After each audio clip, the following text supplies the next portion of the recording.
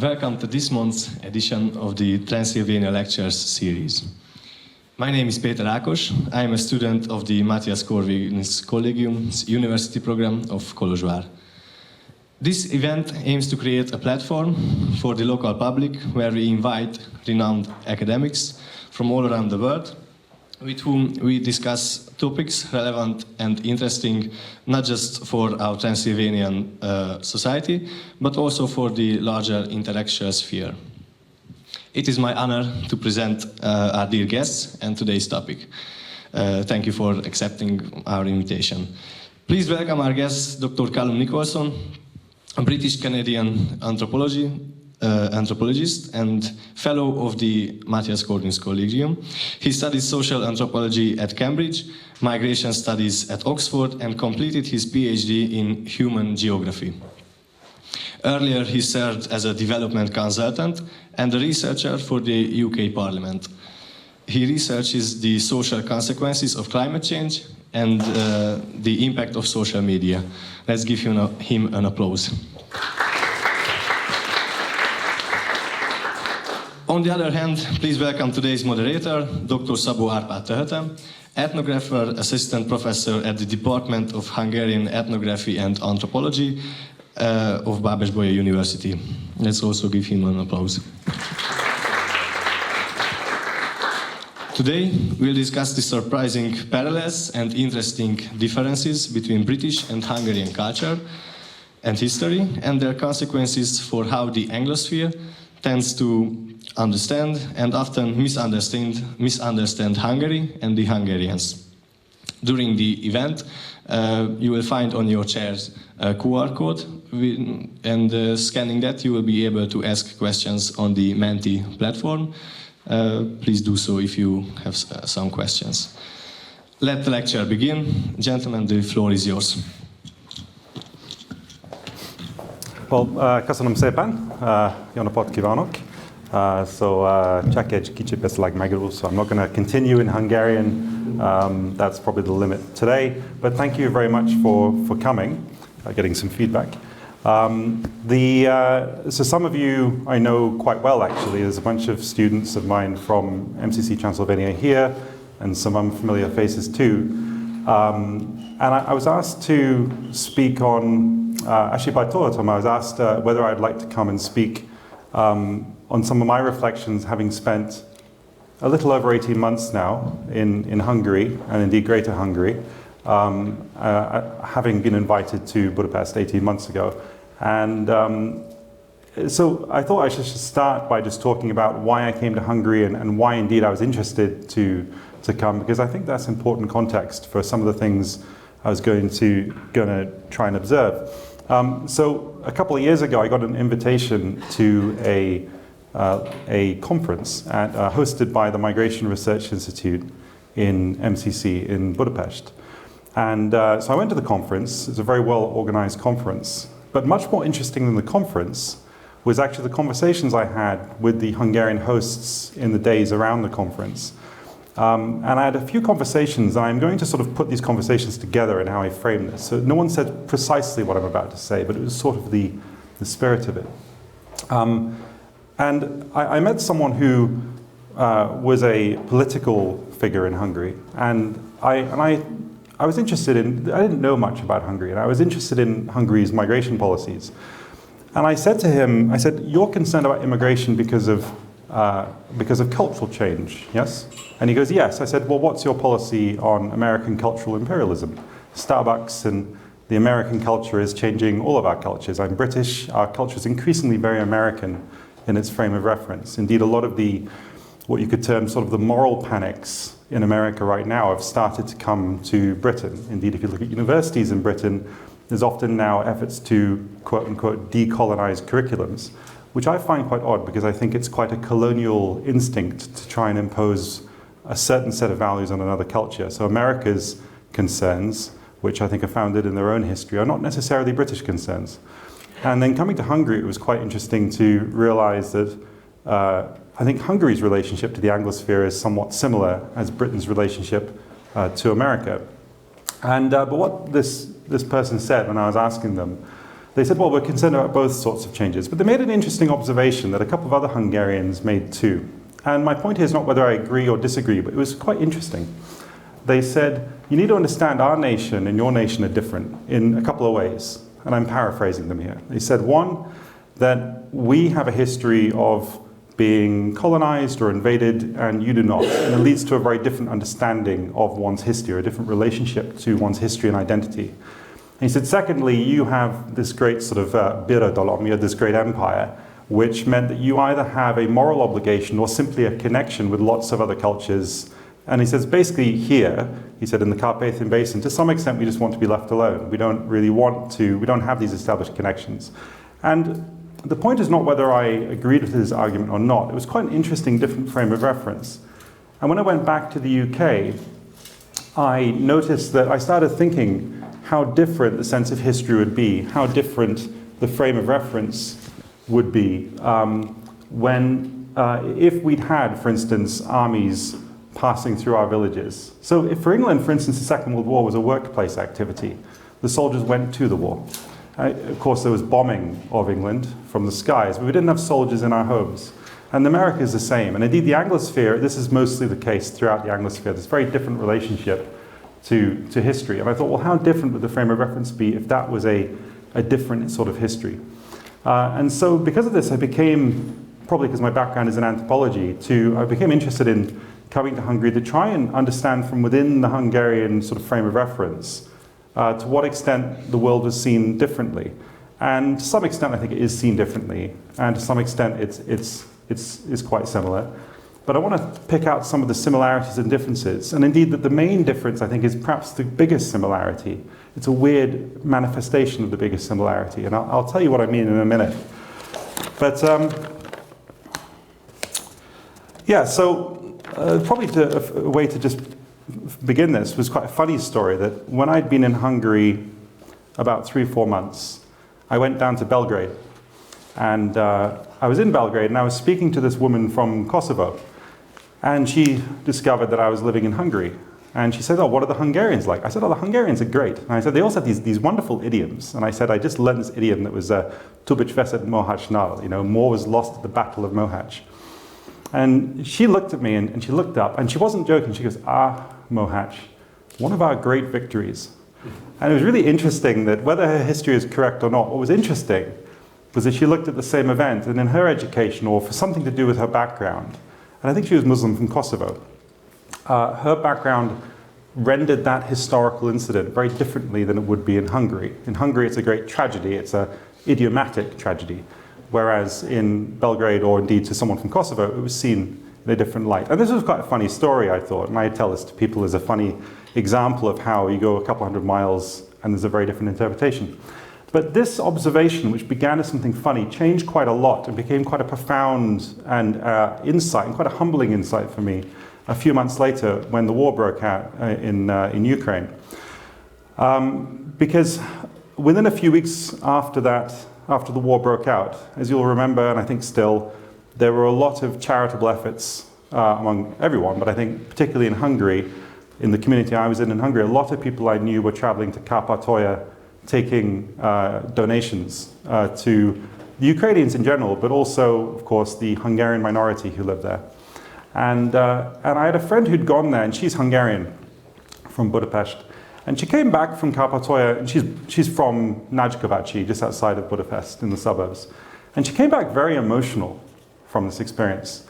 And she said, the Hungarians in Kárpátalja, she said, they were just the best, the most Hungarian people I've ever met. She said, they were sometimes quite uneducated from these small villages. Like they had no formal, there weren't many people with degree level education. She said, yet their grammar was perfect. And she said, and none of us have perfect grammar. The language is very difficult, even for Hungarians.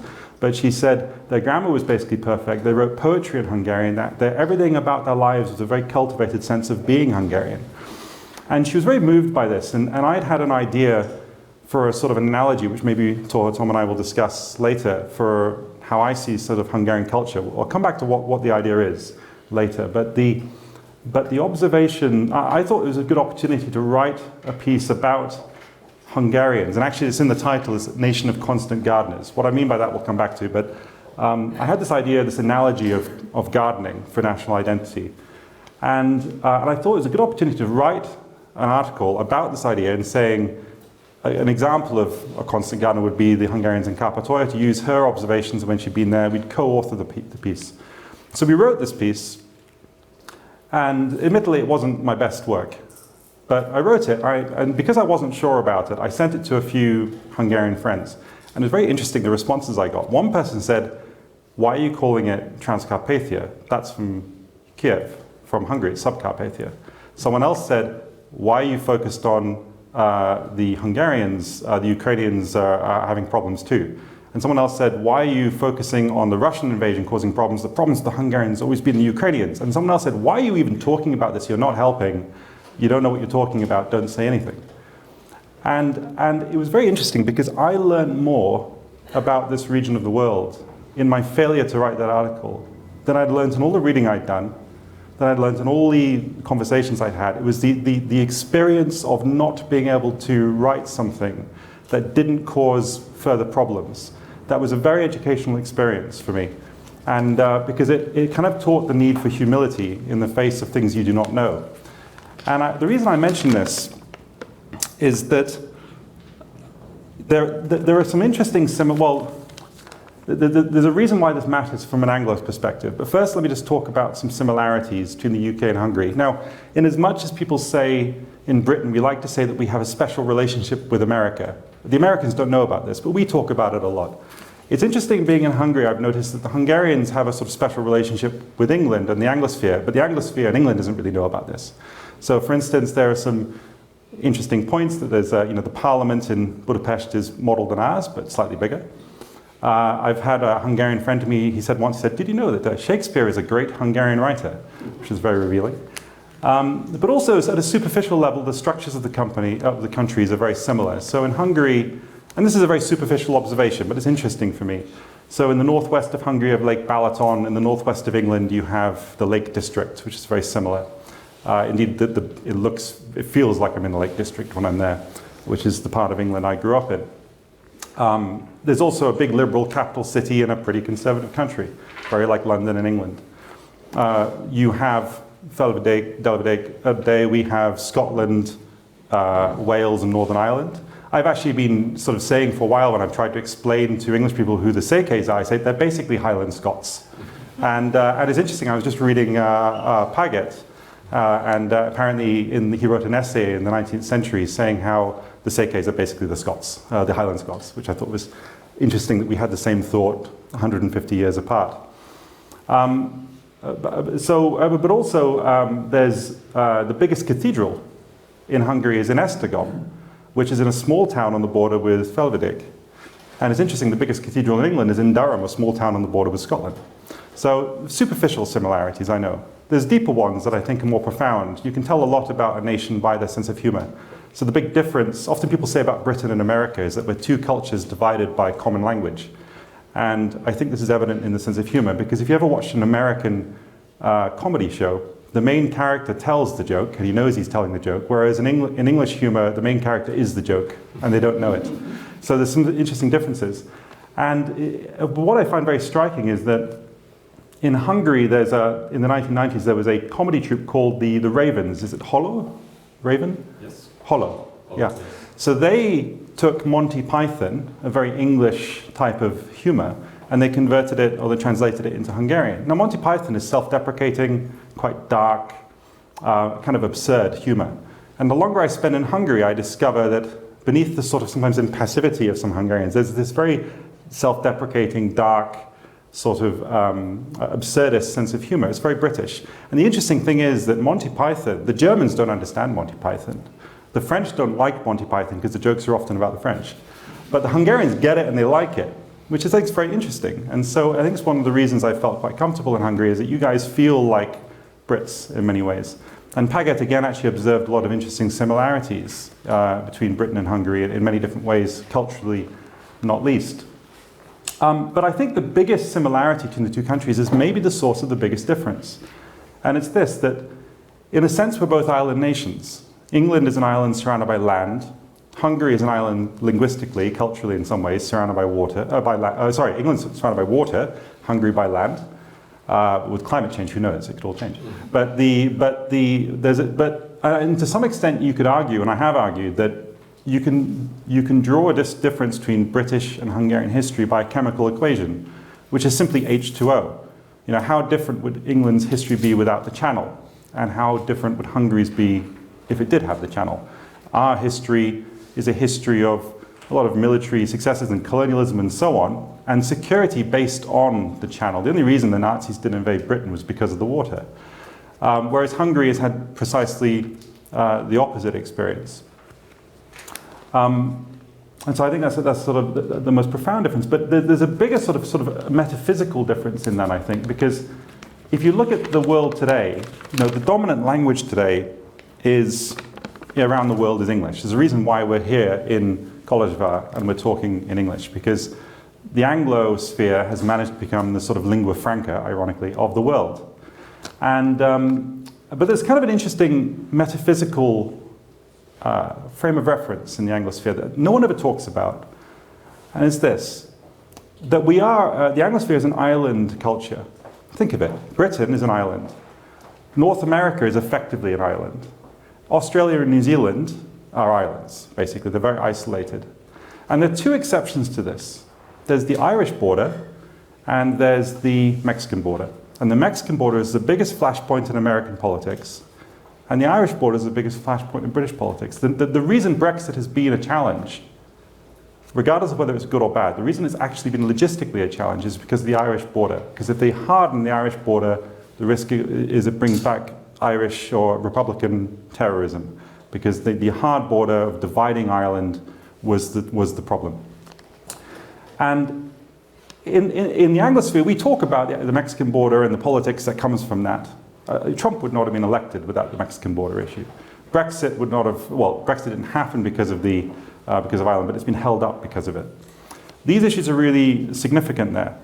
But otherwise, the Anglosphere has objective borders. Your nation ends when your feet get wet. It's very clear. If you come to this part of the world, and indeed many other parts of the world, it's not so clear. Identity is subjective. It's always negotiated, contested, sometimes even conflicted. This is a very different sort of metaphysics of self. And we have a dominant culture that presumes the world exists in black and white. So much in the Anglosphere is about seeing things that must be this or this, true or false, yes or no, black or white, here or there.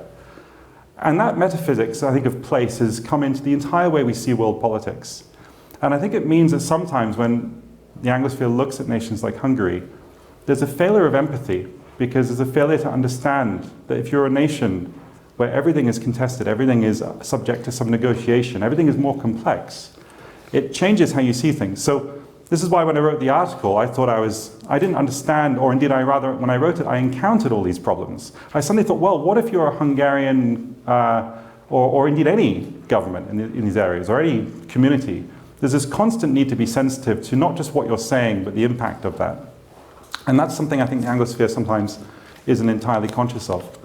So, I mean, there's lots of other things we could talk about, I'm sure we will, but but in terms of British perspectives, I think that's probably the core point, is that the thing I've learned being in Hungary is that you can't really generalize from the Anglo experience. And I think sometimes the Anglosphere doesn't understand that things are more complex beyond they don't understand they have a frame of reference. It's kind of like when I was a kid, I was British living in Canada, and the Canadian kids in school used to tease me occasionally because I had a sort of British accent. And I'd say, but you have a Canadian accent. And they said, we don't have an accent. And they didn't understand because they never really encountered someone in the place where I lived who didn't sound Canadian other than me. They didn't understand because they were used to it, that they had an accent too. And I think the Anglosphere has the problem of, in a sense, it's a victim of its own success, if you want to call it success. They're a victim of their circumstance, that there's kind of a paradox of the human condition, that the more power you have, the less you have to listen to others. And I think there's a failure to listen sometimes. And for me, I think trying to come here, having been invited to Hungary, and indeed Greater Hungary, everyone's been very hospitable to me, but it's been a great opportunity for me to, I suppose almost anthropologically, sort of see the world through a slightly different lens, which I think has been at the very least useful for me, but it's also been very interesting. And thank you for that opportunity as well. I think it would have happened without speak. A lot of the conversations with people in this room too, about half of you I think are some of my students. So anyway, that's my little spiel, but thank you.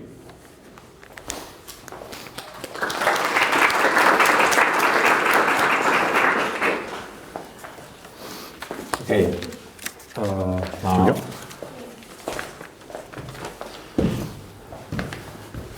Please have a seat. So thank you for this opportunity. I feel very honored, actually, to be here, and I feel myself a little bit in a complicated situation because Calum now touched upon all the questions that I wanted to ask him about. So I feel somehow quite useless. No, not at all. Okay, please let me just rephrase my questions and see where to begin with. So I think that there is no need to introduce our guest. He's Calum Nicholson, a social anthropologist, a cultural anthropologist from Canada, England, and all around the world. And it is a great pleasure for me to be here. And actually, I'm a little bit upset with you because we had so many conversations and you have never mentioned all these aspects that you touched upon now. Oh, really? All right. I like especially this island metaphor with the Hungarian culture and the English, all the English living in an island. Yeah. That's quite new for me. This is my ignorance, I know. I think we haven't talked about it because I think I had that idea since we met last time, so it's a new one. Yeah. Okay, great. I'm not sure if it's true, but it's worth throwing out. Okay, maybe we can elaborate more on this later. Okay, but let me say first a few words about the large context, because Calum, as we told about him, he's a cultural anthropologist, and cultural anthropology is about knowing the other, knowing the strange, knowing the exotic, and getting closer to it and understanding it. And let me quote here the famous anthropologist Thomas Ylland Eriksen, a Norwegian anthropologist, who paraphrased actually the words of Clifford Geertz, an American anthropologist.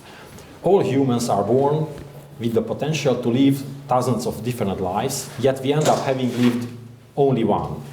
One of the central tasks of anthropologists consists of giving accounts of some of the other lives we could have led. And I think that in this sense, anthropology, cultural anthropology, is also about knowing ourselves in the sense that, for instance, in the light of other cultures' perspectives. And I like very much to talk with Calum, to see ourselves somehow as the member of a tribe.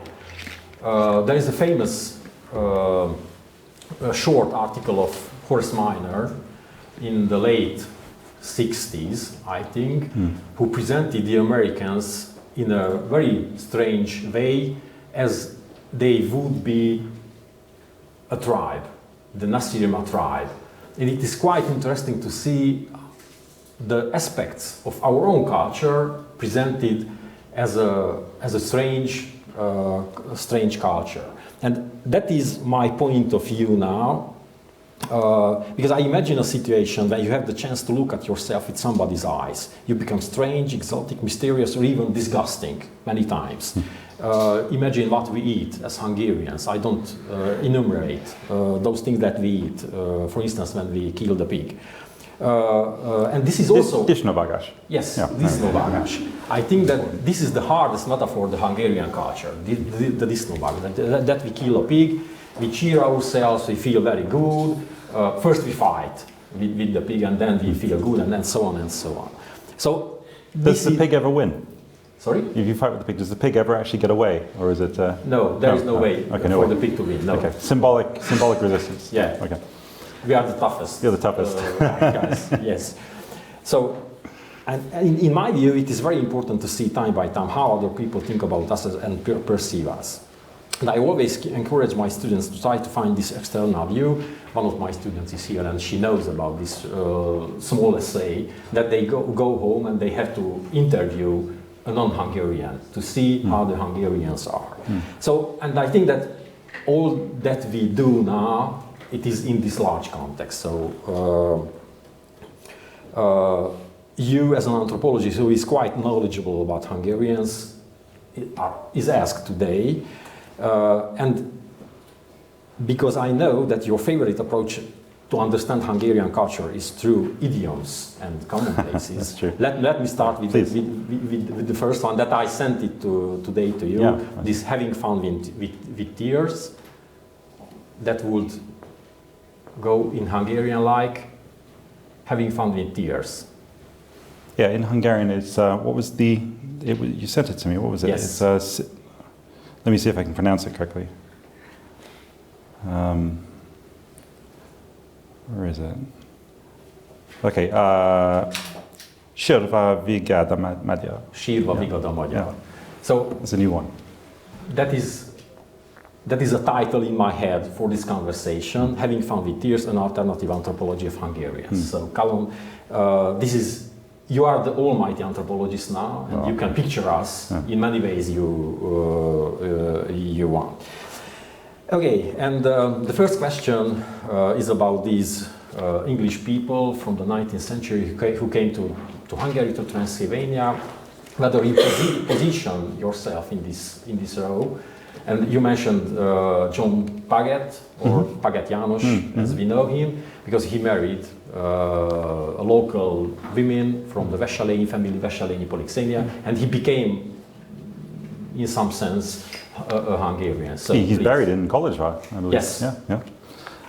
So how do I position myself in relation to those exactly. people? Well, I mean, well, first I should say about anthropology, what you mentioned about, I don't know if any of you understand what social anthropology is or what it does, but the best definition I ever saw of anthropology, which is similar to what you said, and it's also by a Norwegian anthropologist, where he said anthropology isn't just about making a strange culture familiar to you, it's by contrast making your familiar culture strange, to make you challenge your own assumptions. Another definition of anthropology was philosophy with the people in it. So by comparison with people, it makes you question your own assumptions. And I think on that front, you know, being in Hungary has been a means to an end in a sense, end in itself. But there's also kind of a means to an end because it's been very useful for me to challenge some of my own assumptions, which I hadn't necessarily before. But I think one of the dangers, of course, if you're new anywhere, and there's a real paradox of being new anywhere, there's a strange sort of double experience. On the one hand, you don't know how little you know. And obviously, by definition, you are ignorant. So I came to Hungary, and there's kind of an interesting process, right? I don't know how many of you've lived, if you've ever lived in a different culture with a different language, there's an interesting process because you begin by thinking, the day one you know nothing. By day three you think you know everything. And then you begin to realize there's things that you don't know. So you don't really know how little you know initially. And it's very interesting when people have been, I've met a lot of foreigners who come through Hungary, and often they write the definitive op-ed on Hungary after a week, positive or negative. And I've been here long enough to have got through that sense of I know something to the point where now I feel there's a lot I don't know. So on the one hand, you know, you don't know a lot when you arrive, but also because things are new, you can pick up almost emotionally rather than mentally on some of the patterns of difference. So one thing I noticed when I first got to Hungary is how different conversation is with Hungarians. Because it's very interesting, if you speak to a Brits, when you speak to them, they're thinking about something over here. They're not really connecting. If you speak to Americans, they're often quite sort of overly enthusiastic. You speak to Germans, they're a little bit deadened, and the Italians are very emotional. But the Hungarians are very kind of still and very focused. I was saying I had dinner last night with a few people, maybe in here, and it's very interesting in Hungarians that you feel when you're having a conversation with, not everyone, but in general, very much a sense of presence, that you're actually speaking and connecting to someone else, which I think is and that I wouldn't have noticed that if I didn't have the contrast. So I knew nothing about it. I was surprised by this sort of presence people have, and it's a cultural thing. And perhaps it's what you were saying with the quote, that sense of that the emotions of things are quite, people almost, well, it's interesting, when I got to Hungary, I almost felt, and I don't take this as a criticism, it's an observation, that it felt almost quite isolated, because people I could felt far away from anywhere. And I suppose and then the more I read about Hungarian literature and poetry, and apparently this is a running theme, the sense of being slightly misunderstood, slightly isolated, kind of an island in the middle of land. So that's sort of some thoughts on anthropology. And so there's a danger of you arrive and you don't actually know anything. My Hungarian is still very poor, but I'm working on it. But it's a challenging language. But there are sort of intuitive observations you can have if you notice it. In terms of how I position myself in relation to people in the past, so the context is in the 19th century there was a fashion of, or a number of travelers from England and America who came to Hungary, and they wrote these travelogues. And there was a guy called Patterson, there's Paget, Patton. There's also some women as well. There was Julia Peszko, I think it is, and Isabella, I can't remember her last name, Masciotti. And they were American and they came, and they wrote, it's interesting, if you read the women who came, they wrote of the time in a particular fashion where they were, first of all, they actually spent more time with the women when they came in the 1830s and 40s, so they have a different perspective, because the men would speak to the men, which is a classic problem of old anthropology, that Malinowski would go to the Trobriand Islands and only speak to the men about their culture. And 70 years later, I think Annette Wiener went back to the Trobriand Islands and she spoke to the women, discovered that what the men said was entirely, the women said, no, they don't really do that, we do all these things. And so there's a whole range of different travelers who came.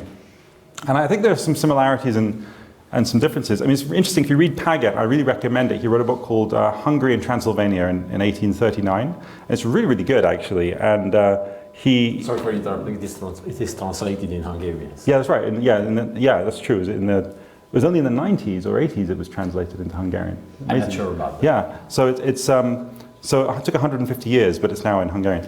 But it was a bestseller in England in the 1830s and 40s.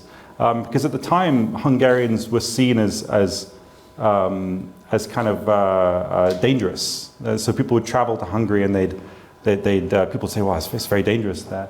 And it's interesting actually reading that, because it's still similar today. I still find sometimes Hungary is talked about as, if you give them an inch, they'll do something dramatic, And it's, so some of these patterns remain. Reading his book was very similar.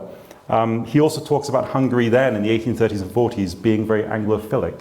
I think also Pattinson writes about Anglomania, and it's still a very Anglophilic culture. I mean, I work in Budapest. MCC partly works in English. There's a lot of English language publications in Budapest, but it's interesting. It was there before English became this sort of global lingua franca, there's also, I think, even his minor observations about Budapest public transport. He has this wonderful passage about saying that the public transport in Budapest is way better than London, and he's talking about horses and carriages.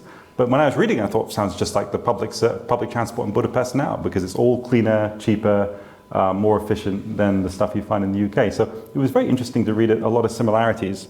But I think that but there is a big difference, that he was one of those travelers who came under his own means. He was paying for himself. And I'm here at the pleasure of various institutes in Hungary. I'm employed in Hungary. There's been some criticism of his writing, saying that it was kind of a colonial mentality of the Brits traveling places and observing and critiquing, in this way. And I'd hope that's not I find there's a certain romance, I think, to those people. But that's, I think, is very different.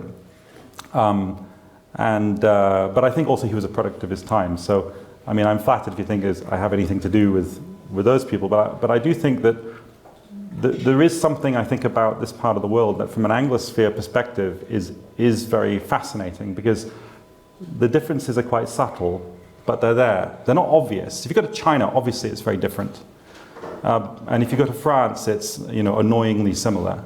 But if you come to Hungary, it's different. You can't quite work out what the difference is, and that's quite stimulating. If you don't mind me adding something on that, is that? Please. Yeah. Please. So I had this analogy around this, which is that. So have you ever seen animated films?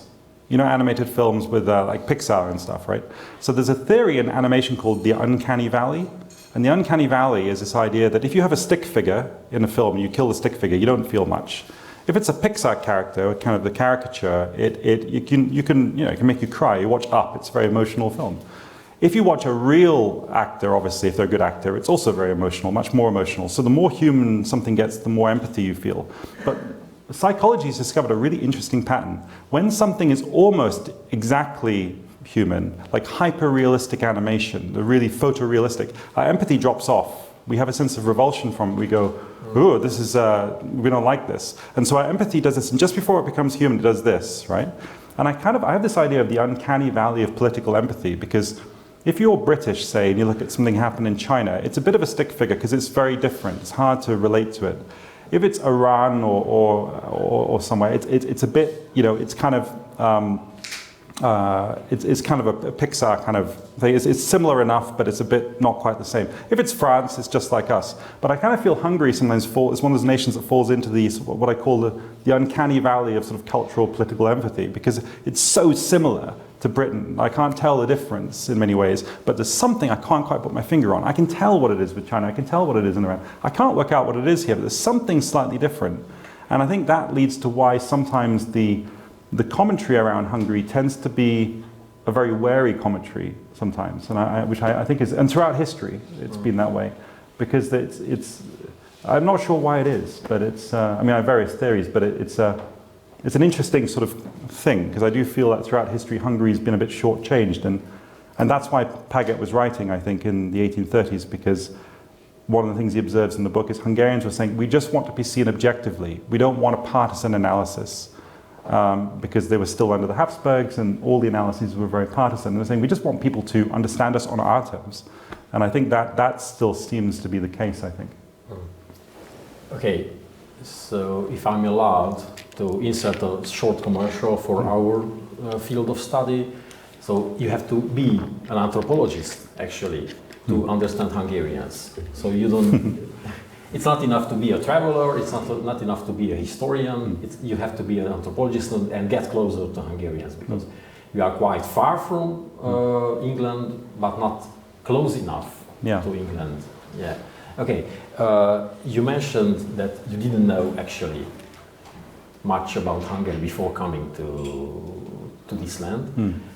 But you mentioned also that you had some assumptions before arriving here, and you mentioned that all these British travelers in the 19th century, or starting from the 19th century, saw Hungarians somehow like dangerous people, and so on.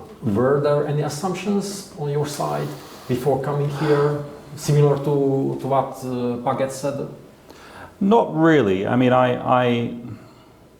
I think there was always a certain romance about it. So interestingly, one of my favorite bits of classical music is Hungarian Dances by Brahms. And I'm not a great classical music aficionado, but I've always loved that. And I partly just love the title, because there's something about the word Hungarian, which is always, even, I mean, I know it's Magyar obviously in Hungarian, but it's a culture that has a certain romance to it. And Transylvania, I think, is very similar. So because it feels near, but foreign in some way. And although I will say, actually, in terms of assumptions, something I think is very interesting is that when I was a kid, when I was about 12, a movie came out called The English Patient, which won all the Oscars in about 1994, 1995, 1996, I think. And there was an opening song in it, which a piece of music that ever since I was 12, secretly I'm a bit of a romantic, and there was a bit of there's an opening track that was just an incredibly beautiful piece of music.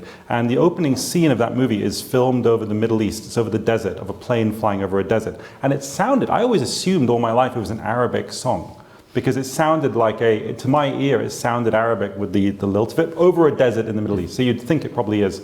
But the main character is a Hungarian count who's mapping there. And when I got to Hungary, I realized I listened to it occasionally, and I was starting to learn Hungarian, and I'd never really paid attention to where the song came from. I knew it was a folk song from, I assumed, Egypt or something.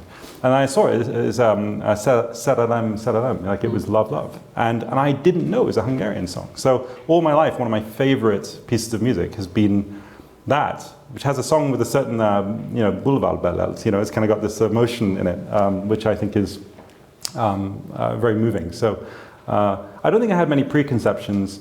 I did have a strong sense of there being a big historical injustice, because my mum has always talked about that when she was a child in 1956, she got a TV. Her mum got a TV, and she said the first thing she remembers seeing was the Hungarian Revolution, the forradalom, and she always her life. My mum's not political at all in any way. She's not interested in the real world affairs. She reads novels, and but like, you know, she's not interested in history per se. But she said all her life she's always had this. She used to talk about it quite a lot. She said, I remember seeing this revolution happen on TV and feeling this great sense of injustice. So I think that I came pretty beyond some very superficial things like that. I didn't really know much. But obviously in the last 10 years, you know, if you read the media in the UK, you know, you can imagine what the media coverage has been. And I think I was mostly aware of things around the migration crisis about 7 or 8 years ago. And I'm a migration scholar, and I was quite interested in that because migration is a very complex phenomenon. It was interesting to see a country publicly take a position that was quite combative and sort of controversial. And my point's not whether I agree with it or not, but it was notable that there was someone, you know, with the courage within the EU to actually say something different. It's not a point of saying whether they're right or wrong, but it was interesting to see a country actually challenge things. Just as a political position, it was an interesting one. Yeah, otherwise I wouldn't say I knew too much. I don't think I know much now, honestly, but I'm getting there. We'll see. I think you know. Well, you know a lot about us. Okay, I mentioned at the introduction that you like these Hungarian idioms, and we spoke actually about these idioms, and we spoke also about, let me say, our pathological focus, maybe on history. On history. Yes. So because we tend, in my opinion, too much to focus on these historical losses. Yeah. So I'm very curious, what do you think about? So this is very interesting. So when I got to Hungary, obviously I'm in a sort of academic bubble within a sort of, I suppose, conservative-leaning bubble within a Budapest bubble. I'm conscious I'm in a lot of bubbles. And within that community, people who are lean conservative tend to be more interested in the past. They're more interested in history. So I was conscious of that, but one day I was in a taxi and in Budapest, and the taxi driver was this 25-year-old guy driving the car like way too fast, and he was just talking to me very animatedly about 1241 and the Mongol invasion of the Carpathian Basin, and this long taxi journey. Well, not long, but it wasn't even that long. But he got into it right away, so I got in the taxi. And at the end I said, excuse me, I said, what's your, just out of curiosity, what's your politics? Are you a conservative? And he goes, no. And he's very anti the Hungarian government, very, very liberal Budapest guy. But even he was as fascinated by history. And I've subsequently read, I was reading a book written in 1984, history of Hungarian literature. And in the opening paragraph says the national obsession is with history. And I keep seeing this idea that history is like an active concern. And I've noticed it because in England, we feel very detached from our history. And my theory of the difference is that, in a sense, English history is something we think about a lot, but we don't feel much about it. Because there's nothing to lament. Like, it's been a range of successes. Now there's guilt over some stuff. But there isn't like a tragedy in the history for quite a long time. And so we like to think analytically about our history. We like to watch a documentary about it on Saturday night, but we don't feel anything about it. We like to talk about it, but our history doesn't make us fall into silence. And the thing that's very different coming to Hungary is to see that history is very alive. And the question of whether that is good or bad, I think, of course, it can be both, because it's like nationalism. Nationalism can be good and it can be bad. Taken too far, it can be destructive if it's about not someone else. But sometimes that sense of identity, and this may be the sort of constant Gardner idea, nationalism is a very, or the sense of identity is very important. And I think Britain's big enough as a population and also culturally so dominant in the world that the question of what it is to be us and the threat of it disappearing is not something we ever consider. So it's a very different attitude to history. I do think, though, of course, there's the natural danger of reflecting on history and feeling like a victim of history. And I'm not always sure the analysis I see is always on the right side of that. They're very close phenomena. But that's the thing I think that makes it interesting to negotiate. But the basic observation I've had is that you guys have a sense that you are products of the history, Whereas in contemporary Britain now, we feel clinically removed from it. There is history, but history is a thing in the museum. It's interesting, but it's not something that we feel. It's not something that people burn about. And I know here you don't, I think some people still don't clink beer glasses because of 1848. Apparently it's 100 years, and I was told last night that it was 150 years, and now it's forever. You don't clink beer glasses. And I can't think of anything like that in the UK. Let me just add the comment Please. that, let's say that our last major tragedy is Trianon. Yes? But there are no generations now, or there are no people who lived through Trianon, actually. And even though we think about Trianon, we perceive Trianon as a personal tragedy in some way, we try somehow to get a distance from this historical event, but it's not easy. Yeah. It's not easy. And the other thing that you mentioned, that the identity of an Englishman is quite stable, it's steady, it has its boundaries and so on, whereas a Hungarian's identity, it's much more, how to say, situated, contextual, and even more in Transylvania. So I always used to say that it's easy for a Hungarian in Hungary to somehow find their identities. Here in Transylvania, it's much more complex. It's a complex situation. Well, I think an example of that, of the difference, is actually precisely when you said our most recent tragedy is Trianon. Now, from Transylvania, perhaps, but in Budapest, they'd see Rákóczi, they'd see, obviously in Budapest, particularly the Holocaust, they'd see the revolution. There'd be many. So it's interesting. Yeah, I think it's a part of the world that has had so many tensions, so much talk on it, and I think that's something we've not experienced in the UK in the same way. Like it's interesting now that I think there's a lot more instability over British identity in the last 5-6 years. Brexit had a role in that, but I think also broader questions around colonial legacies is starting to become more significant.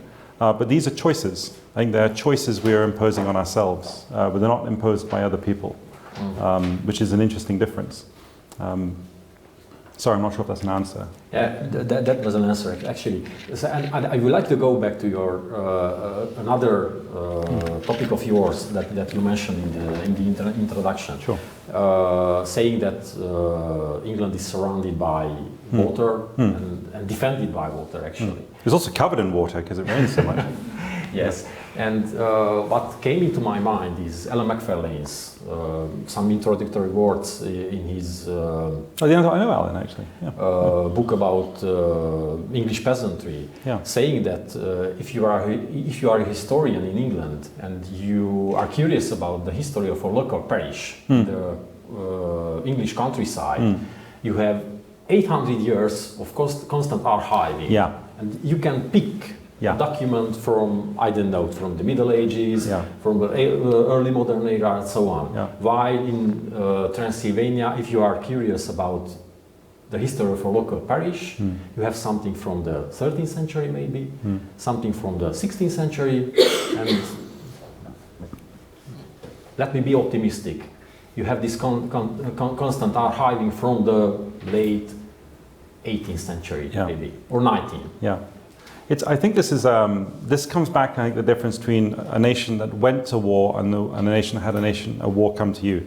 And the thing I've really been much more conscious of since moving to Hungary is how the Anglosphere, again, almost psychologically, it has a very different sort of metaphysics to, I think, Central Europe and indeed Eastern Europe, because war was a workplace activity. We went to the war. Like, the war was not in our living room. We didn't have soldiers in our houses. And I've been thinking quite a lot about how different, if you had soldiers in your houses or the houses of your grandparents or their neighbors or whatever it is. I was thinking about my village in England, that if during the war, so in my village there's still a pillbox outside from World War II, And as part of England, no one ever, well, England wasn't invaded anyway, but they'd prepared it in case it was. There's a river nearby, there's a strategic bridge, they had tank traps on the bridge in World War II. And it's the other side of England, it's near Ireland. And I thought how different the psyche of the village would have been if there had been an army coming through it, or multiple armies. How that different psyche would lead to a different culture, which would lead to a different history, which would lead to different politics. And so I think that there's that sense of it being different. But a big part of this I've noticed is, and I've come to appreciate more in England, is how a lot of our built environment is sedimented. History is sedimented, not just in soil, but in buildings and layers and in archives. And it's very different from here. I mean, I'm very interested in Hungarian libraries, and the Teleki Library in Marosvásárhely is one of the world's great libraries, I think. It's not just because it's a great library, but because it's in a place where precisely libraries have often been destroyed. I think even in 1990 that library was almost burnt down. And that's extraordinary that it's survived, but it's extraordinary because it's so exceptional in that sense. The Keste Palace Library is similar because it only survived the Soviet invasion because a Soviet officer arrived at the library before all the other soldiers did. He saw the library and he said to the Hungarians, brick up the door and paint it over so they don't know it's a library, because they'll just take the paper or they'll burn it for whatever reason. And so I have an idea for writing an article about the stories of Hungarian libraries and how they survived the traumas of the last 150 years at some point. But yeah, there is a big difference on. I become much more appreciative of, I think, of the fact that we, again, being an island, have not had an actual manifest material heritage destroyed in the same way. Yeah. So, yes, and I have to mention also that I don't really like this metaphor of Hungarians defending Europe, but it has a sort of truth in it, I think. Let me just add another parallel. So William Shakespeare, whom you mentioned also, and Babeş-Bolyai Bálint, our poet, lived in the same time, in the 16th century, and while Shakespeare wrote his theater plays, Babeş-Bolyai Bálint died at the Esztergom battle. So this is also somehow a similarity and a difference. Yeah. So we had the people who cared about writing, but they had very different lives. I mean, this is another example of a lot of the parallels, and something I found really interesting, that England likes to think of itself as a very literary culture. What's interesting, we're not an intellectual culture. England writes a lot, there's a lot of history, but as soon as someone has a philosophical idea, people go, well, that sounds a bit smart, and they're not interested. And I find in Hungary, it's got the same fascination with books, even though it's such quite a small linguistic group. The amount of books that get translated, the amount of books you find in Hungarian, I mean, the readership can't be huge. The profits in publishing in Hungary can't be very high, but it doesn't matter. People are doing it as an end in itself, and which I find, quite moving. By the way, you said about Hungarians defending Europe. I just want to point something out. That this is something I discovered recently. So you could argue that when the Ottoman Empire, the big conquest they had was 1453 of Constantinople. And I only discovered recently that the way they defeated Constantinople and destroyed Theodos's walls was that a Hungarian was a gun maker, and this Hungarian went to Constantinople and said, I'd like to build you a big gun to defend yourself from the Ottomans. They said, we can't afford it. So he went to the Ottomans and said, I want to build you a big gun so you can break the walls of the Byzantine Empire. And they said, sure. So they built this 26-foot gun, which then penetrated the walls. So actually, a crucial European in the opening up of Europe to the Ottomans was in fact a Hungarian. Interestingly, whose name was actually Orban, interestingly enough. But What's his name? Orban was his name. Orban. Yeah. So it's so ironically, so that there are many historically significant and consequential Orbans in Hungarian history, but they had extremely different roles, I think, to play. It's quite amusing, I think, the parallels throughout history. I have to check that. So. Yeah, no, it's true. Please, if you have any details about this Orban. No. You see, Orban, he was a famous gun maker from the 1450s. And I just think it's quite interesting that there's that interesting sort of historical irony, I think. Okay. Let me just touch upon another idiom of yours, one of your favorites, this búvarbélert.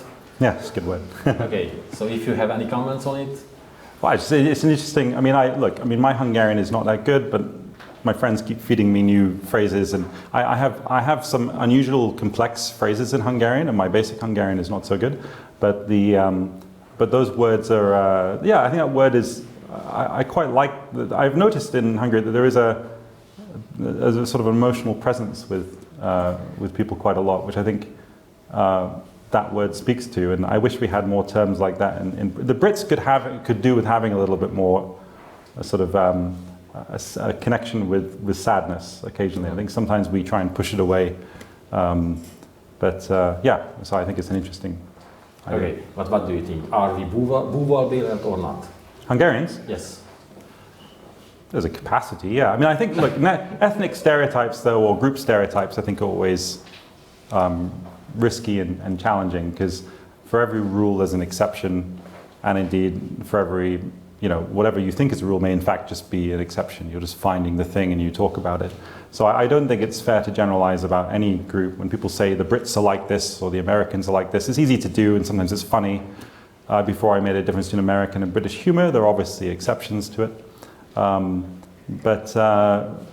it's interesting, I don't think outsiders are saying these things.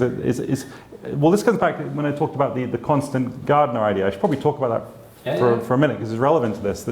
So when I told you at the beginning that I had this idea for an article about Kárpátalja, but the analogy I wanted to use in the paper was this idea of Hungarians as constant gardeners. And the idea was this. In my mind, you can think of a national culture, any national culture, as like a garden. And any garden needs two things, many things, but it needs at least two things. It needs lots of light for the plants to grow and good soil to grow the plants. But it seems to be with Hungarian history, if you think of it as a garden, you've not had much light. The canopies of other cultures have caused a lot of shadows. There's not much light to work with. And the soil of sedimented history in which you bloom the present culture is often being stolen, carted away, salted, various things. So you don't have good materials to work with sometimes. But this has meant the way you guys have cultivated the garden is just by being very skilled gardeners. I have a garden in England. I'm not a great gardener, but we don't have much light or high walls, and the soil's not that great. So you have to be quite a skilled gardener, which is why my garden is not very good, because I'm not a very skilled gardener. But I find that this sense of being constant gardeners of national identity is very present in conversation with Hungarians, where regardless of politics, it seems that Hungarians spend a lot of time thinking about what it is to be Hungarian. And when you come to the sort of former parts of Hungary, like pre-Trianon bits of Hungary, it could be Erdély or Kárpátalja or Felvidék, all these places, it's almost more part of the culture. There's more discussion about what it is to be Hungarian. And I think, therefore, my point on the búvarbélet is that it's Hungarians are often talking about, well, what is it to be Hungarian? And you keep finding this sense of, like, to be Hungarian is to be, a certain thing. In a way you don't find in English literature and language. There's not much reflection on English literature and language of identity in the same way. We talk about things rather than ourselves. We'll talk about the human condition, but not the English condition. And it's typically an outsider that comes and talks about the English. There's many books on the English written by Americans or French or something. But here it's kind of the opposite. It's not many people coming here with curiosity to say, well, who are the Hungarians? There's a few we talked about, but they're notable for being exceptions. But you Hungarians are constantly, it seems, talking about it. Now that may be a stereotype, not everyone, but a surprising number seem to do that, which I find very interesting. Okay, thank you. May I add a final question? Yes. Okay, I sent you yesterday an article about Transylvania, whether we are in a volcanic hell or we are the Switzerland of Eastern Europe. Yeah. How do you comment on it? Well, so I'm British, but grew up in Canada for 10 years, went from age 4 to 14. And I lived in Quebec in Canada, which is a French part of Canada, where there's language laws where you have to, I studied in French until age 12. And I was very bad at school at the time because my French was never really good enough. But there was a reason why my French wasn't good enough. It was because I lived in an English community, not just English speaking, but like a British expatriate community. Among a lot of the adults, there was a huge amount of prejudice against the French. They had all these dismissive language for them. And my brother, who still lives and works there, and in fact will be here in Transylvania next week when I come back, he said to me that once, he said, because he now works there and he has a business, his employees are French, a lot of his customers are French, and he said that he really regrets that his French isn't better. But he said as a kid, everyone around us was saying, oh, you know, the French, right? So he thought, well, why would I learn this stupid language as a kid? Because as a kid, you take on the prejudices of the adults around us. And then I lived in Scotland, which has its own nationalist ideas, though it's a bit different. And so interestingly, being in Transylvania, obviously, it reminds me in some ways of Quebec. It seems to be that the Hungarian community and the Romanian community are quite separate. Hungarians speak, I get the impression most Romanians don't speak Hungarian. Hungarians speak, most speak some Romanian, but perhaps not fluently. So it's very interesting, these two communities are culturally quite distinct. And the article you sent me showed that actually there was a graph in it that showed different sort of psychological, sort of cultural, psychological tendencies were quite different, almost opposites. I can't remember what exactly the examples were. It was about the legényes and the hóra. Yeah, it may have been, yeah. And there was different, and saying actually within the group there's different levels of, there's just different ways of engaging with the world, which was a very interesting observation. And also I know MCC's has a connection with South Tyrol, and there's an organization in South Tyrol, and that's because in South Tyrol in Italy, it was a German-speaking area that became part of Italy after 1920, maybe, I'm not sure exactly when. And I remember once I knew someone from South Tyrol, and she said, and I didn't know anything about South Tyrol. I said, so where are you from? She goes, I'm from Italy, but I'm German. And she was very firm about this. And I now understand why, actually. I went to South Tyrol a few weeks ago, and I realized how, but they get on very well, the Germans and the Italians there. And Quebec, it can be a bit like this, and here it's pretty good, and the Balkans, obviously, it's very difficult. So in terms of, is this, you say Swiss, but is this sort of South Tyrol, or is it not, you know? I think it's up to people, because I mean, I look back at my childhood in Quebec, and I spoke to my parents about this. My parents are not prejudiced people at all, but without thinking about it, sometimes they'd say things about the French which were just dismissive. And I think it's the responsibility is always of the adults to be conscious of that, because it doesn't help anyone just to say that stuff about the other group, because you never gets anywhere. You just lead to casual prejudices. And I think in some ways, like a casual, unexamined prejudice is much more damaging than a active, prejudice, because the active prejudice takes energy, and there's few people who will do that. But it's very easy to have casual views on it. So I think what the future of Transylvania is, I mean, I don't know not much about the local politics, but I think a lot of it comes down to not even really education, but just people being conscious of how they frame things, because, that it's. I discovered in Hungarian, in the Bible, the word for neighbor is half friend. Recently, one of my students said this to me, that the word for neighbor is half friend. Is that correct? In the Bible, apparently, the word for neighbor, like love thy neighbor. Yeah, is it half friend? Is that correct? So one of my students told this to me, which is quite an interesting framing, because like we can't choose our neighbors, and we've got to make sure at least they're half friends, So that'd be so I don't know what the future is, but I think that that's the attitude. Okay, I had many other questions, but I think that I have to open the floor for the questions. So please, if you have any questions, or if you already had some questions, Iringo? I give it to you, but there is nothing. There is nothing. We hope that personally, Okay. or the meanwhile. Yeah, if anyone's got any questions, just go right ahead. So I ask now the member of the tribe, the Hungarian tribe, to ask questions from our anthropologist. Or either anthropologist.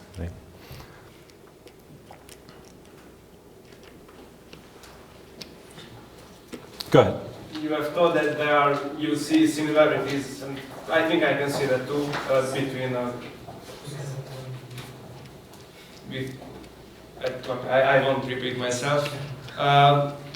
So you see quite good similarities, I think, between Brits and Hungarians. Yeah. And what do you see, what was the effect of the communism? Because at Britain there wasn't. Yeah, so on that, I have a friend in Budapest who's a professor. He's about 60, so he would have been about 30 when communism ended. And he said something to me once that I think about quite a lot. And he said the thing with communism He said that the biggest legacy of communism in some ways for us, he meaning Hungarians, but I think also he meant the former Warsaw Pact countries and any communist country, he said is that it destroyed trust, because he said there was a system of people reporting on their neighbors and so on, and he said that undermined a lot of like the bonds of trust, and he said we're still living with that in some ways. Now I can't speak to that specifically, but I think certainly when you see very polarized societies with politics, it's very polarized, that's an element. And obviously everywhere is very polarized now. I think probably partly a trend, partly a consequence of social media. But from what his observation, and I defer to his experience of it, was that was one consequence. But I do a talk on. I was asked to do a talk in July on why the Anglosphere in 2022 should care about the Hungarian Revolution of '56, and I gave this talk, which was on YouTube somewhere in England, and my argument was that while there are many differences, I said that hyper-communism and hyper-capitalism's effects in some ways are quite similar in terms of so in the context of this was the word forradalom for revolution that you guys have for revolution, I think is a much more accurate word than we have in English. Because revolution in English means going round, but forradalom means the boiling over of the people. And this is what a revolution is, it's people boiling over. And they did it against the Rákosi regime in '56 in Hungary. But if you look around the Anglosphere today, there's a lot of people boiling over. On the right, there's sort of the Trump stuff and some of the conspiracy theories. On the left, a lot of the social justice things. There are people boiling over at the injustices they see. Indeed, if you look at America, often in America right now, sort of middle America people who vote for Trump, they look at the people in the cities, the young people in the cities with their progressive ideas, and they say they're the disease and we're the cure. And then those people look at the Trump people and say, no, they're the disease, we're the cure. But I see both as symmetrical symptoms of perhaps a shared disease that is in need of a cure. But both sides are boiling over. And it suits the sort of hyper-capitalist culture we live in for everyone to turn against each other. Because then we're not looking at the shared problems. Whether you're an old guy in Ohio whose job has gone to China and you no longer have a factory to work in, or the young person in New York City with massive student debt who can't get a decent job. These are the same problems. It's the same system affecting them. And in terms of the difference between the effects of communism, I think there were some particular effects. But I do think there are some interesting parallels in the way that I mean, if you look at like capitalist architecture at its extreme in America, it just looks like bad communist architecture. Like they're the same thing. Like if you go to like a capitalist mining town, it looks just like a communist mining town. If you go to like Shagataryan and then you go to somewhere in like Pennsylvania, it's the same. It looks the same. And I think we sometimes overplay the differences because at the end of the day, the ideology may be different, but the ideology is often window dressing. What it's about is about your personal power in relation to the system. And whether it's a authoritarian regime that's communist or whether it's a sort of market-driven regime where it's all about shareholder value, it's not about anything more intrinsic, I think the effects sometimes are quite similar. I don't want to overplay it. I mean, I don't think in a democracy like the States you're not having citizens being tortured by the secret police. So there are differences obviously, and I don't think there's people spying on each other in the same way. But but that said, we're also seeing in the West right now this emergence of a sort of spying culture, of people reporting on each other and trying to go through people's social media tweets and things to see things they've said. Now, the state may not be telling them to do it, but it's still very traumatizing for the person who has this done to them. So I think there are more similarities than we realize sometimes. That's very interesting. Okay, so this is your turn now, but let me just make a very short comment. May I, Csaba? Okay, thank you. So while I was crossing the street coming to this place, it came to my mind two sequences from some films about socialism. In one, they say that the socialist cities were full of construction sites, and in another one, a German who flees to Hungary says that the capitalist cities are full of construction sites. So there are no differences in this sense, and I like very much what you say about this culture of spying each other and the secret police. But just one comment: there is this book from David Kiddekel, American anthropologist, about the Romanian culture, he argues that on the long run, in long durée, let me formulate like this, the Romanian culture was built on mistrust, people just spying on each other, the attraction for strong leaders, and this goes back to the Tsarist Empire, or we can see the parallel with the Habsburg Empire that was also built on spying networks and secret policies. So maybe here in Eastern Europe we have something deeper in our culture in this sense. Well, you know, you mentioned that article that you forwarded me about is Transylvania Swiss or the Balkans, right? Yeah. And one of the differences was individualism versus collectivism between Romanian and Hungarian culture. Now, I'm no expert, I can't speak to this, but it said the Hungarians have a high prize on sort of an individualist view, and the Romanians are more collective in their way of looking at things, which I think speaks to some of the, maybe some of the political differences, I'm not sure. But I'm no expert though on these particular topics. Although one thing I will notice is that since I got to Hungary, I've often noticed that things can be quite bureaucratic. And I said to someone once, I said, so what's this a legacy of? Is this just sort of the communism? I said, no, it's Habsburg. It goes way back. It's been bureaucratic for centuries, which was interesting to hear. So I think sometimes as a Brit, we're not educated I'm currently reading quite a lot about the Ottoman Empire and the Habsburg Empire, hence my little bit of knowledge about the gunmaker of Constantinople, which is, I think, very funny. But these two, but we were not taught about it because they're not central to British history. They connect, of course, but Brits, we were not generally taught about it. And but you can't really study the Ottomans without studying the Habsburgs, and you can't really understand Hungarian history, obviously, without understanding both. So I'm learning more about it, and I think that, but at the moment I couldn't speak with much authority on it, to be honest with you. But your comments are interesting on it. Okay, thank you. So I reopen now the floor for you.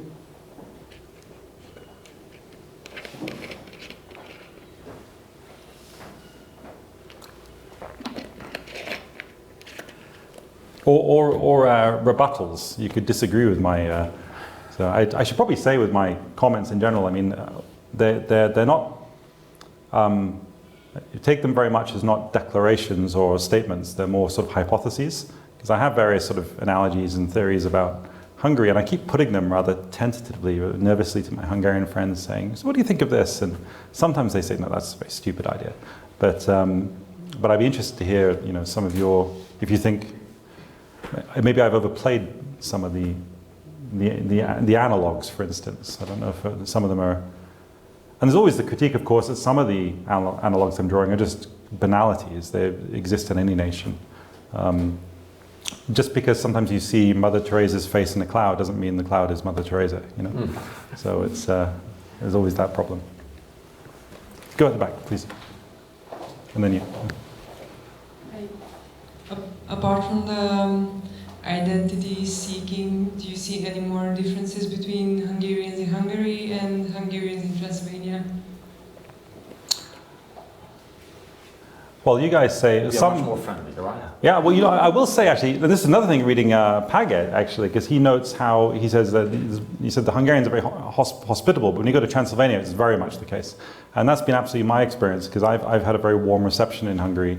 But particularly when it comes to Transylvania, it's quite extraordinary, the extent to which it's the case. And actually, the only other place I've been met with such hospitality was when I went to Serbia. So maybe this suggests it is more Balkan. But I mean, beyond that, some Transylvanians say amber, not ember, you know, other than that, I can't really think of it. I mean, I find people here are very, there's more,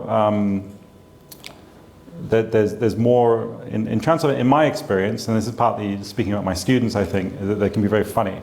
So they got like quite a sharp sense of humor, which is quite fun. And actually it's interesting, this may be totally coincidental, but the most famous, and I think the best comedian in America the last 20 years is the guy called Louis C.K. But his name is C.K., but he's a Seke. And I don't think he's actually Seke, but his name was Seke Louis. Like his father was, or his grandfather was from, I think from Seke fold. So, so he's a Hungarian actually, and he's dark, self-deprecating, kind of absurd. So, you know, he's quite Hungarian in his humor. Doesn't speak any Hungarian, but so yeah, I've noticed that's been one observation. You had a question too. Yes, yes. The Hungarian vocabulary is quite broad. Yes, we have many words for I don't know one thing, but you know, a little bit more detailed. Yeah. I don't know. No, I understand you. Yeah. And have you ever noticed this in I don't know in speaking that Hungarian people build their I don't know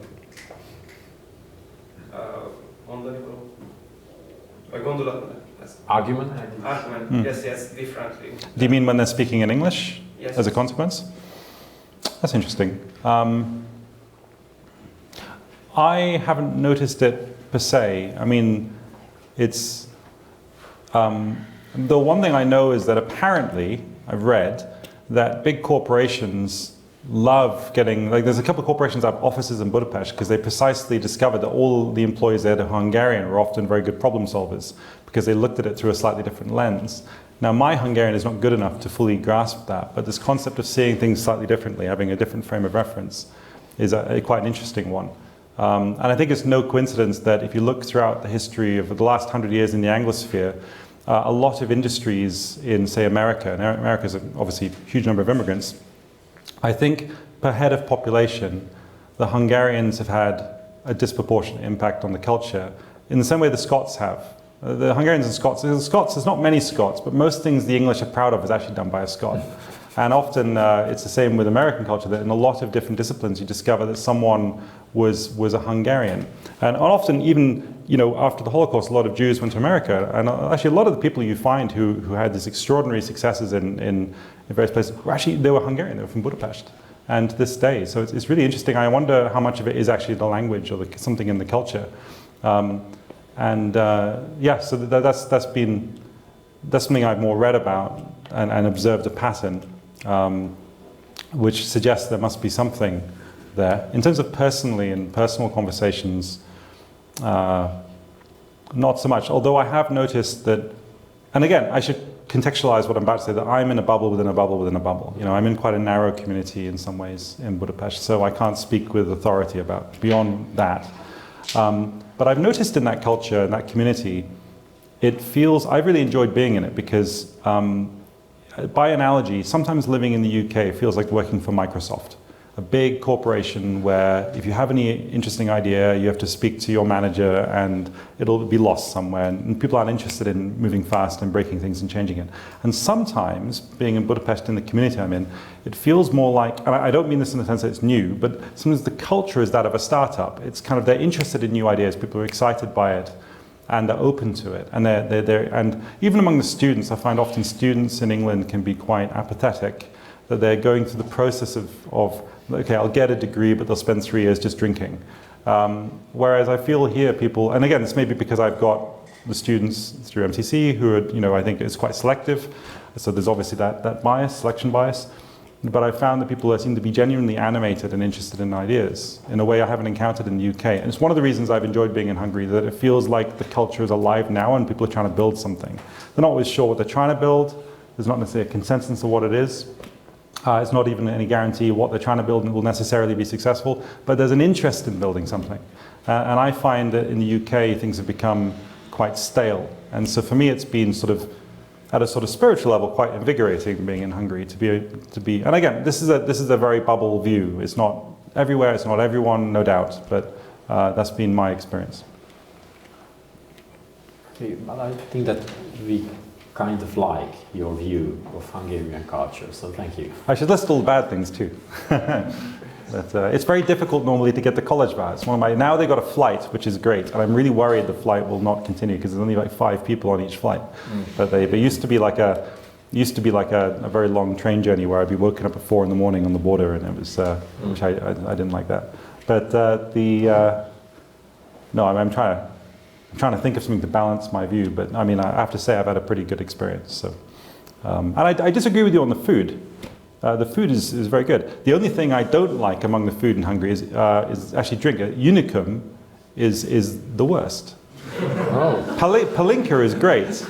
I'm great. Palinka is fantastic. Yeah. Tokaj is great. Palinka is great, but Unicum is very misleading because it's got a beautiful bottle, and but actually it has to have a beautiful bottle because otherwise, how would you buy it? So that's my only cultural critique you're going to hear. Okay, let's just skip this part because we have another question. Please.